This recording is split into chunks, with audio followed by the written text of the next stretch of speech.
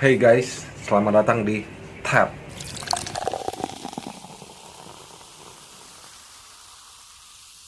Halo guys, gimana kabar? Mantap semuanya? Good kalau semuanya mantap. Jadi di video ini saya ingin menunjukkan sekaligus saya ingin reaction tentang penangkapan yang baru-baru saja terjadi ikan mas raksasa seberat maksudnya 15 kilo. Kenapa dibilang raksasa? Karena memang ukurannya gede coy. Nggak seperti ikan mas yang biasa-biasanya gitu kan. Ikan mas biasa itu kan ya nggak sebegitu besar inilah ikan mas yang ditangkap ini. Oke? Tanpa banyak basa-basi, bagi kalian yang belum subscribe channel ini, tekan tombol subscribe-nya dan jangan lupa tekan tombol loncengnya. Oke? Kita lihat dulu ya video penangkapannya gimana ya. Maksudnya video ikan itu lagi mau ditangkap dan ditangkap tuh gimana. Oke? Yuk kita lihat ya. Nih videonya. Yo ningi nang ningi. Yo ngamar tolor lahan. Yo. Ahadi. Ahadi. Nenge. Awas. Kop. Panganan sauda. Om bana nama Riki. Kopi. Apa minuman? Ang palmahu manek tepe kopi. Asal mana ikon? Terus.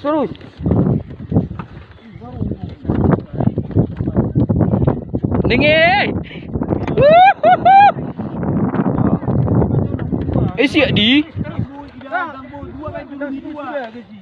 Langi.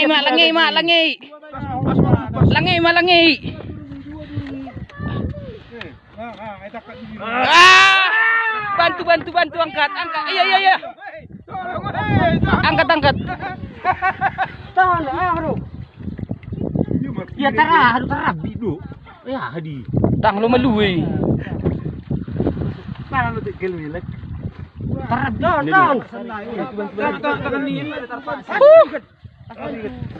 Iya. Foto dulu. Oke. Di luar asbariget. Ayo keluar. Baik majalah darat.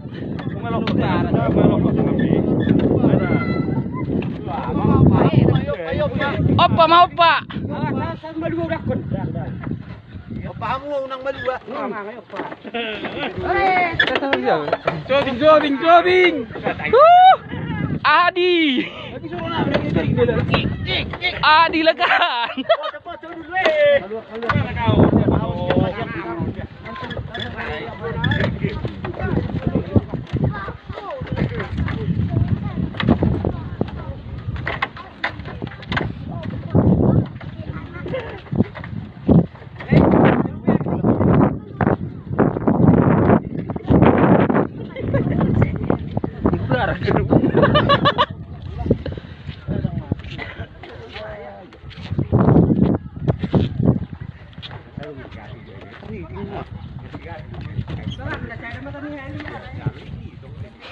Wah, Adi lekan. Gimana sana? Foto dulu. Oke, udah dilihat kan videonya kan? Nah, gimana? Gede nggak ikannya? Gede ya. Beratnya 15 kilo tuh coy.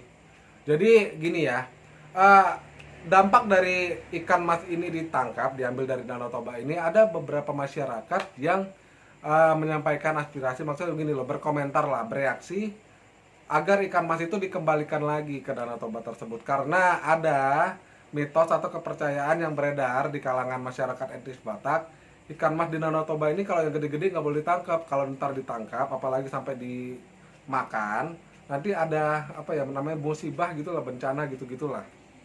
Jadi terkait mitos, jadi ada beberapa masyarakat yang mengharapkan ikan mas itu dikembalikan lagi kan begitu. Tapi kalau menurut saya sih begini ya, yang namanya mitos ini bukan berarti harus diabaikan, tapi begini, yang nangkap ini kan dari bahasa tadi, kalau kita dengar dari videonya kan kelihatan memang orang Batak yang nangkap.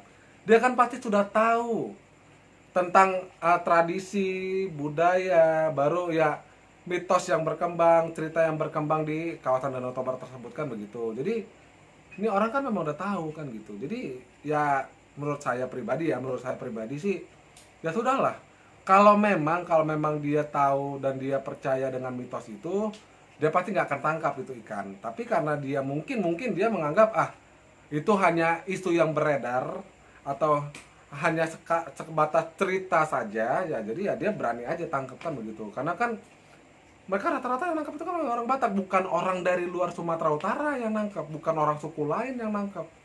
Kan emang yang orang Batak langsung yang nangkap kan begitu. Nah, tapi memang begini ya. Terkait mitos ini memang nggak tahu ya apa itu kebetulan atau memang begitulah adanya. Beberapa kali memang ikan raksasa ini ditangkap ada memang musibah. Contohnya seperti beberapa tahun lalu yang KM yang kapal itu yang kebalik itu tenggelam kan karena katanya sebelumnya ada ikan mas raksasa ditangkap terus dimakan kan begitu. Jadi ada musibah lah terjadi. Tapi menurut saya sih terlepas benar atau tidaknya begini loh, begini ya. Hidup mati seseorang, rezeki dan yang lainnya, termasuk jodoh, memang kita juga mengusahakan, tapi itu semua kembali ke Tuhan. Soal hidup mati seseorang itu pada akhirnya itu adalah otoritasnya Tuhan. Walaupun kita juga ini punya andil di dalam kehidupan atau kematian kita kan begini. Contoh ya, kita punya andilnya begini. Kalau kita tahu kebut-kebutan di jalan itu bisa mengakibatkan kecelakaan yang fatal, yang bisa mengakibatkan nyawa kita melayang, ya jangan ngebut kan begitu. Nah, itu maksudnya.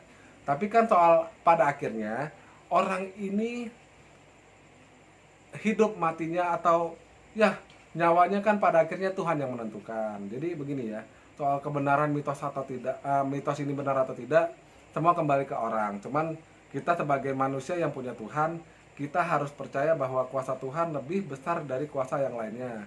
Kemudian nyawa, hidup mati seseorang, rezeki, jodoh dan yang lainnya itu Tuhan yang pegang kendali. Otoritas itu hak prerogatifnya Tuhan. Walaupun kita punya andil kan begitu. Jadi yang hal-hal begini nggak usah diributin. Tapi memang begini ya. Danau Toba ini kan danau yang unik sebenarnya. Kalau saya lihat sih memang uniknya begini. Itu kan danau yang terjadi danau tektovulkanik kan begitu. Itu yang meletusnya itu udah lama sekali, ribuan tahun yang lalu. Kalau menurut penelitian para ahli jutaan tahun yang lalu. Tapi kalau saya bilang sih kita ambil hitungannya ribuan tahun yang lalu lah kan begitu. Nah, coba kalian bayangin. Itu danau, kawahnya gede itu. Gede kan kawahnya Danau Toba itu kan gede. Bayangin, kawahnya aja segede gitu.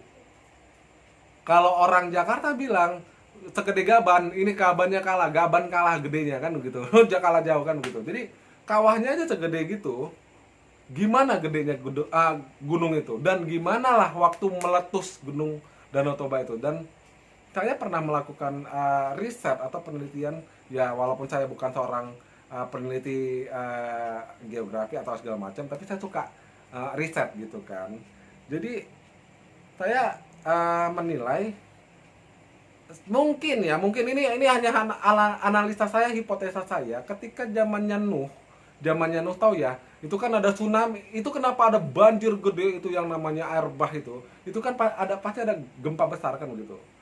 Kemungkinan menurut analisa saya, kemungkinan yang mengakibatkan gempa besar, yang mengakibatkan tsunami yang menenggelamkan seluruh dunia itu ya akibat letusan Gunung Danau Toba. Memang makanya kawasan Danau Toba ini banyak kisah-kisah mistis yang beredar di situ. Dan ada cerita-cerita horor juga. Tapi terlepas dari itu semua, memang Danau Toba ini memang kawasan yang unik sih kalau menurut saya ya. Menurut saya sih kawasan yang unik. Dan memang kawasan yang memang harus dijaga lah keasriannya. Ya jangan dirusak kan begitu. Ya namanya jangankan Danau Toba, semua spot wisata di Indonesia ya jangan kita rusak kan begitu. Tapi memang Danau Toba ini salah satu yang uniknya ini, danaunya ini sampai dengan sekarang belum ada satupun orang yang berhasil mengukur kedalaman Danau Toba, belum ada. Makanya beberapa tahun yang lalu kapal yang karam tenggelam masuk ke bawah itu nggak bisa diangkat kapalnya, karena memang mau siapa yang mau masuk ke dalam, karena nggak ada yang tahu nih kedalaman Danau Toba ini berapa. Ke bawahnya itu nggak ada yang tahu, belum ada yang berhasil mengukur. Karena gimana ya, kalau kita bilang danau tektovulkanik itu gunung segede, kawahnya aja segede gitu ya, seperti saya bilang. Itu gunungnya segede apa coy? Itu ke dalamnya sedalam apa kan itu kita nggak ada yang tahu loh. Makanya memang itu salah satu keunikan dan eh, nilai nilai yang dimiliki oleh Danau Toba yang tidak dimiliki oleh danau-danau lain di Indonesia kan begitu. Jadi memang terkait dengan kisah mistis, baru makhluk-makhluk mitologi yang beredar kisahnya di kalangan masyarakat etnis Batak, khususnya yang beredar di kawasan putaran Danau Toba, memang tidak terlepas dari peran apa ya? Memang danau itu sendiri memang terjadi memang karena peristiwa yang sangat besar kan begitu. Bukan peristiwa yang kete-belece. Itu makanya gimana ya? Kalau Danau Toba ini memang unik sekali benar. Saya hampir seluruh Indonesia saya udah jalani. Bahkan seluruh Indonesia pun, ya seluruh Indonesia mulai dari Aceh sampai Papua saya udah jalani. Maksudnya ya ada yang singgah sebentar, ada yang lama, maksudnya dalam beberapa bulan gitu. Makanya saya menilai memang Danau Toba ini memang punya satu nilai keunikan tersendiri yang nggak dimiliki danau-danau lain kan begitu. Sebagai contoh salah satunya begini, ada yang di Danau Toba itu namanya Batu Gantung. Batu Gantung ini kan dipercaya kalau kita jalan di situ nggak boleh ada ngomong kotor, pikiran jorok lah segala macam lah gitu, apa atau tindakan-tindakan yang tidak pantas untuk dilakukan kan begitu. Kalau nggak nanti terjadi musibah atau apa gitu kan yang melanda diri kita sendiri. Terlepas benar atau enggaknya, tapi kan kita ambil sisi positifnya aja, makanya ya jadi orang jangan yang aneh-aneh kan begitu. Nah memang Danau Toba ini sering terjadi begitu, orang yang melanggar peraturan lisan yang ada di sana ya memang kena apa ya, kena musibah lah begitulah istilahnya. Jadi memang terkait tentang Danau Toba ini memang unik ya. Apalagi Danau Toba ini kan ada isu yang beredar, atau bukan isu ya, tapi cerita yang beredar katanya Danau Toba ini karena terjadinya Danau Toba ini ada kaitannya dengan ikan mas kan begitu. Makanya ikan mas ini termasuk salah satu makhluk yang sangat apalagi yang ukurannya gede-gede ini, yang segede-gede gaban ini tadi, itu agak disakralkan kan di situ gitu kan, di kawasan Danau Toba ini kan begitu. Jadi memang Danau Toba ini kawasan danau yang sangat unik lah. Terkait mau benar atau tidaknya, tapi kita ya sebagai warga negara Indonesia kita wajib menjaga apapun yang menjadi kekayaan sumber daya alam dari negara kita sendiri, termasuk spot-spot wisatanya kan begitu. Kalau mau dipersoalkan lagi ikan mas ini begini ya kembali ke kita masing-masing lah. Yang jelas begini,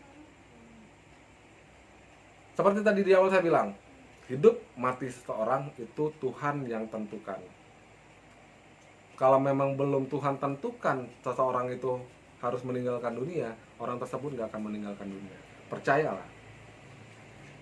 Jadi terkait musibah atau enggak, musibah itu juga ada peranannya sama kita. Kita kalau nggak pintar-pintar jaga diri, kita nggak pintar-pintar jaga lingkungan, ya musibah juga kan gitu. Jadi ya nggak usah dipersoalkan lah ya begitu. Apalagi yang nangkap ini kan, yang ngambil ikan mas ini ya memang orang Batak sendiri, ya memang orang-orang yang kawasan sekitar seputaran Danau Toba itu sendiri kan begitu. Jadi mereka kan sudah tahu konsekuensinya dan mereka sudah tahu kisah-kisahnya bagaimana. Jadi kan mereka sebenarnya ya punya pertimbangan tersendiri ketika mengambil ikan itu kan begitu. Jadi nggak usah diributin lah, karena kan ada mulai omongan-omongan, wah ini nanti jadi bisa nimbul bencana nih gara-gara ikan mas raksasa ini ditangkap gitu. Nanti begini jadi nggak usah gitulah, nggak usah. Oke? Jadi cukup sampai di sini reaction dari saya. Saya juga menyampaikan informasi terkait tentang ya Danau Toba, sedikit lah informasi terkait tentang Danau Toba dan terkait tentang ikan mas ini kan begitu. Dan bagi kalian setuju atau yang sekalian yang suka dengan isi video ini, kalian tekan tombol like dan kalian share di sosmed kalian. Dan bagi kalian yang belum subscribe channel ini, tekan tombol subscribe-nya dan jangan lupa tekan tombol loncengnya. Oke, kalau mau komen aja, silahkan kasih tanggapan kalian, pendapat kalian. Oke guys, jadi akhir kata dari saya, terima kasih sudah menonton video ini sampai habis. Salam hormat dari saya. Yuk, Tuhan memberkati kita semua. Yuk, bye bye.